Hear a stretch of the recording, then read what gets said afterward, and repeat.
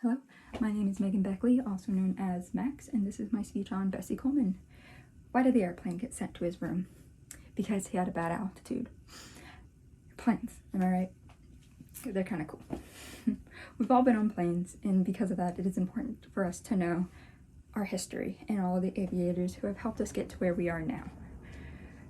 Bessie Colman struggled a lot in her life, and I have done hours of research to be able to tell you guys about her.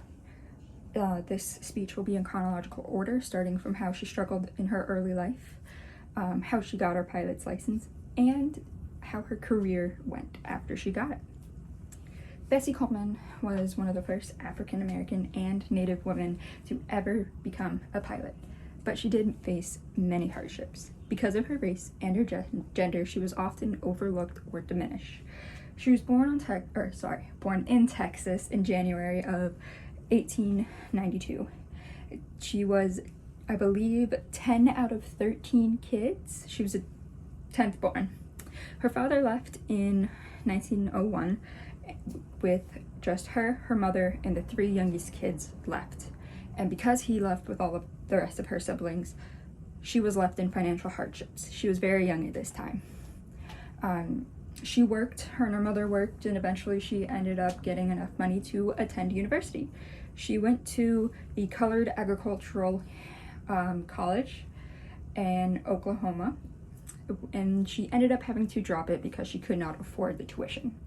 After the Civil War, she tried to enroll into many different aviation courses, but because of her race and gender, she was denied. Sorry, my computer decided to turn off.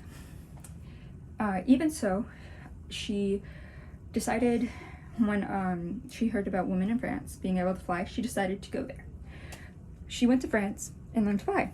She tried to join many different courses there as well, but because there had been a recent crash where 2 women had died, people tried to dissuade her. She ended up going to a school called the College and School of Aviation, and she was accepted.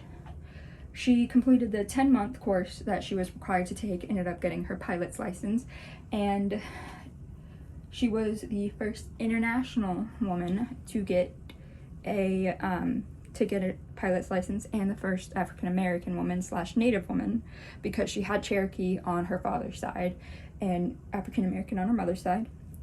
First Native and African American woman to get her pilot's license. She went to another school later in life because she wanted to learn more the acrobatic side of aviation. After she learned these skills in the acrobatic school, she returned to the place she had lived previously with her mother and sisters, to Chicago, so she could put on shows to people all across the United States. The Chicago Defender ended up sponsoring her and dubbed her the world's greatest woman flyer. A little while later, she crashed her first plane she ever bought, but even as this happened, it didn't let her stop her.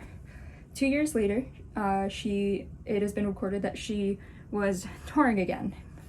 She bought another airplane, and she toured in cities both large and small. The one thing she had demanded, though, at each of her shows was that there were desegregated gates and seatings. Everybody had to go in the same gate. Everybody sat together, no matter their race, no matter their gender, nothing. She ended up dying, unfortunately, during one of her shows. Her plane had plummeted because there was a new engineer who didn't do something right, and she ended up plummeting. She flew out of her plane and died, and the engineer tried to fix the plane in the air and try to pull it up, but he died in the crash. This is the history that was not taught to us. She was both a civil rights and women's rights advocate, and she used her privilege as a woman who was able to fly to help that with her shows, and was showing that she could indeed fly. She had many hardships in her life, but no matter the hardships, she still was able to succeed greatly, even though many people had thought she couldn't. It is our duty as human beings to dig deeper in our history and to learn about people like Bessie Colman.